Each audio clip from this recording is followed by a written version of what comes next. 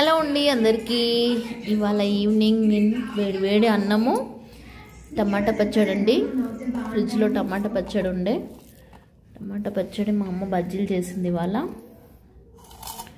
And బజ్జీలతో పాటు టమాటా పచ్చడి super ఉంటుంది ఫ్రెండ్స్. నేనేమో మంచిగా టమాటా కర్రీ చేసుకున్నాను వచ్చాక. చాలా బాగుంటుందండి టమాటా కర్రీ, తినాలనిపించింది. వేడివేడి అన్నం, బజ్జీలు, టమాటా కర్రీ అండ్ టమాటా పచ్చడి. మీ ఇంట్లో ఏం చేసుకున్నారో ఫ్రెండ్స్ కామెంట్ చేయండి. ఎప్పుడైనా పప్పుల్లో కూడా, పప్పుచారులో కూడా అప్పటికప్పుడు ఆలు బజ్జీ, మిర్చి బజ్జీ చాలా బాగుంటుందండి.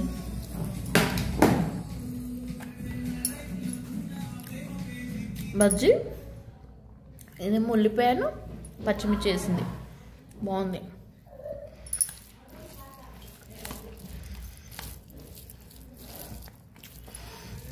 టమాటా కర్రీలో జీలకర్ర పొడి వేసుకోవాలి ఫ్రెండ్స్. దింపే ముందు జీలకర్ర పొడి వేసుకొని 2 నిమిషాలు ఉంచుకొని ఆఫ్ చేస్తే చాలా టేస్టీగా ఉంటుందండి. జీలకర్ర పొడి చాలా మంచిది కూడా హెల్త్కి. మజ్జిగలో కూడా మనం కలుపుకుంటాం కదా, అలా స్టోర్ చేసి పెట్టుకొని జీలకర్ర పొడి కర్రీస్లో వాడుకుంటే చాలా బాగుంటుంది, మంచి ఫ్లేవర్ ఉంటుంది.